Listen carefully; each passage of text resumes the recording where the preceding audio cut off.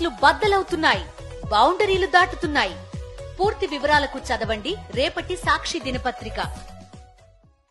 ఏలేరు వరద ప్రభావిత ప్రాంతాలకు మరికొద్దిసేపట్లో సీఎం వైఎస్ జగన్ వచ్చి పర్యటించనున్నారు. ప్రధానంగా ఏలేరు గతంలో కూడా 2007, 2012లో కూడా ఈ ప్రాంతాన్ని ముంచెత్తింది. ఈసారి అయితే పరిస్థితి మరింత దారుణంగా ఉందని చెప్పొచ్చు. పిఠాపురం నియోజకవర్గం, పెద్దాపురం నియోజకవర్గం, అదేవిధంగా జగంపేట నియోజకవర్గాల్లో దాదాపు 80,000 ఎకరాల్లో ఏలేరు వరద ప్రభావానికి గురయ్యాయి. 35,000 మంది రైతులు రోడ్డు మీద పడిన పరిస్థితి. ఈ నేపథ్యంలో రైతుల తరపున ఎలుగెత్తి చాటడానికి మాజీ సీఎం వైఎస్ జగన్ ఇక్కడికి రానున్నారు. దీనికి సంబంధించి మాజీ ఎంపీ వంగ గీత కూడా, మేడం సార్ జగన్ సార్ ఏ రకంగా ఈ ప్రాంతంలో పర్యటించున్నారు, ఎక్కడెక్కడి నుంచి ఏ రకంగా వెళ్ళున్నారు, మొత్తం డీటెయిల్ అంటే పిఠాపురం టౌన్లో ఈరోజు హెలిప్యాడ్ ఏర్పాటు చేయడం జరిగింది.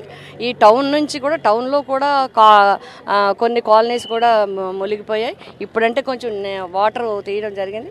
ఇప్పుడు ఏదైతే ముంపు ప్రాంతాలు ఇంకా స్టిల్ ఈ 5 రోజుల తర్వాత కూడా వాటర్ ఉందో ఆ ప్రాంతాలు గుండా మేము తీసుకువెళ్ళాలని ప్రోగ్రామ్ ప్లాన్ చేసుకోవడం జరిగింది. ఆ విధంగా మాదాపురం ఏరియా నుంచి, ఇసుకపల్లి ఏరియా నుంచి, నాగులపల్లి, రమణక్కపేట అక్కడ వరకు చివరి వరకు. ఉదాహరణకి రమణక్కపేట గ్రామం చూసుకుంటే దగ్గర 1400 ఎకరాలు ఉన్నట్టుగా అధికారులు అంచనా ఉంది.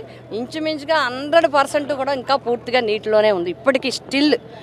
సంబంధించి 3 రోజుల పాటు 72 గంటల పాటు వరద నీటిలో నానితే అది ఎందుకు పనికిరాదు. అదే కొనసాగితే ఈ సీజన్ పూర్తిగా పోయినట్టే, ఖరీఫ్ పూర్తిగా పోయినట్టే. ఈ రకంగా అనేక మంది, ఎందుకంటే ఎకరాకు దాదాపు 25,000 రూపాయలు పెట్టుబడులు ఇప్పటికే పెట్టున్నారు. వాళ్ళ పరిస్థితి ఏంటి, అసలు ప్రభుత్వం ఏ రకంగా డిమాండ్ చేయను? వాళ్ళ పరిస్థితి చాలా దయనీయంగా ఉంది. ఇందులో రైతులు ఉన్నారు, రైతుల కన్నా ఎక్కువ కౌలు రైతులు పెట్టున్నారు. కౌలుకి 50,000కి మాట్లాడుకుని ఉన్నారు, ఇప్పటికి 30,000 పెట్టుబడి పెట్టున్నారు. ఇప్పుడు ఈ పంట పూర్తిగా పోవటం వల్ల కౌలు రైతులు చాలా తీవ్రమైన నష్టానికి గురి అయ్యే పరిస్థితులు ఉన్నాయి. కాబట్టి మేమేమంటున్నామంటే పూర్తి సహకారాన్ని అందించాలి. రైతు కన్నా రైతే రాజు, రైతే వెన్నుముక్క అని చెప్పినప్పుడు, ఇలాంటి కష్టాలు వచ్చినప్పుడు, ఇలాంటి ప్రాంతాల్లో ఉన్నప్పుడు పూర్తిగా పూర్తి పంటకాలం ఇవాళ సెప్టెంబర్లో పంట అంతా పోయిందంటే మళ్ళీ డిసెంబర్ రెండో పంట వచ్చే వరకు కూడా రైతుకి పూర్తిగా నష్టపోయినాడు, ఏమీ ఉపాధి ఉండదు. రైతు ద్వారా మిగతా వర్గాలన్నీ కూడా, రైతు కూలీలు కానీ, కౌలు రైతులు కానీ, చిరు వ్యాపారులు అన్ని రకాల వాళ్ళు కూడా నష్టపోయే పరిస్థితి వస్తుంది. అంటే ముందు నష్టపరిహారం ఒకటి అంచనా వేసి నష్టపరిహారం, ఇందులో రాజకీయాలు చూడకుండా పూర్తి నష్టపరిహారాన్ని రైతులకు అందించాలి. రెండోది, ఈ 2.5 నెలల కాలం కూడా వాళ్ళకి ఉపాధి కల్పించేలాగా పనులు వెంటనే తక్షణం ఉపాధి హామీ పథకం ద్వారా కానీ, ఇతర పథకాల ద్వారా కానీ, ఇతర నష్టపరిహారాల ద్వారా కానీ వారికి కంపల్సరీగా ఇవ్వాలి.